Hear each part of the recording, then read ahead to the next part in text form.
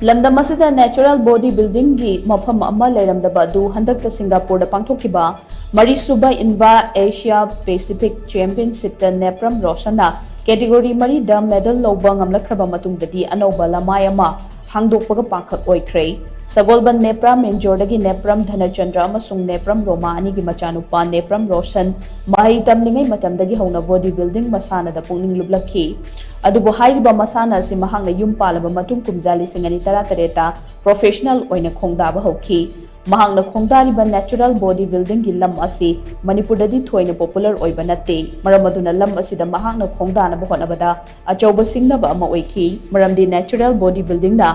mahak lamjing lamtakpinaba amasung pungning thogatpigadaba miyoi matik chana leiramde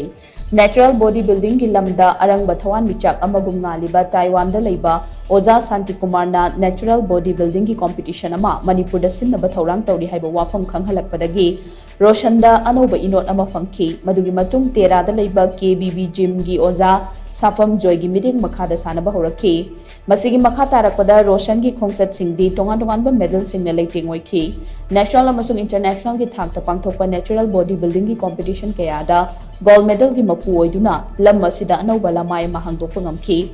International Natural Bodybuilding Association in Bana Sinduna Hangdokta Singapore da pangthokkiba Marisuba Asia Pacific Championship ki tongan category marida Roshan na medal lawba ngamlakhi mahakna medal lawba ngamlakraba category sing adudi bodybuilding junior master da gold classic physics junior master da silver overall champion da silver amadi overall classic physics da bronze medal ne Malim gi thakta medal kya gi mapu oiba ngamlakraba matung TOMTV ga khanana unaba amada Nepram Roshan na natural body building da khongda bagi maram paladuna hai mahangna mahai tamduna hostel da leidingai matamda body builder kaya ga tona dinaraki mashal na pumyom yom laba makhoi gi fajarba haksang adu yamna pamki adu mapu phiba madu yongna ba honabada makhoi ne seasonary ba body enhance tawna bagi drug adu di pamki de maramdi body enhance tawbagi damag makhoi ne seasonaki ba tongan ba drug sing adu gi side effects sing mahaki mamit magna uba fangki asigumba body enhance taunabagi drug sing asi sel su ka hena changba maramna mangonda awaba oigani haibasi chapchana khanki pumnamak asina maram oiraga natural body building gi lam asida khongdarakibani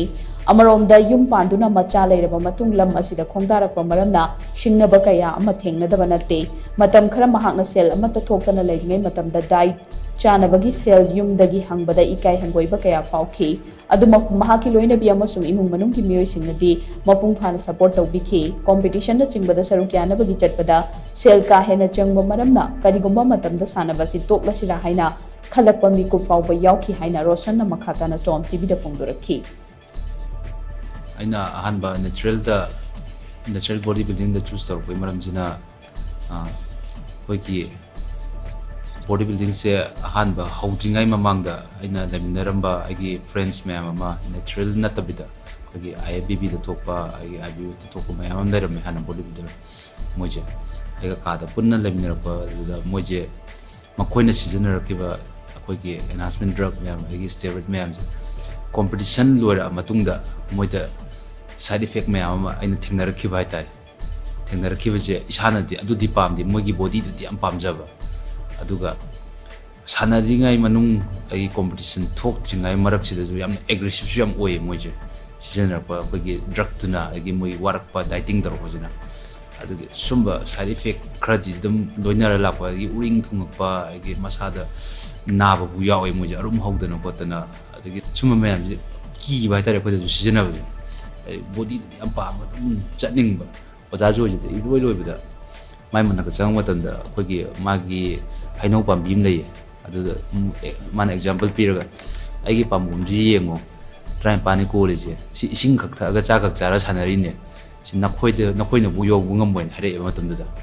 adu dege magi manak sida adu numitu dege ai ju sanani ne sanagi bane aduga natural body building se 2017 gi June da July da da ahan boina Manipur da khogi kaw gi odo tire manung da silleb adu ahan boina natural body building da dro yaw gi the journey is to continue to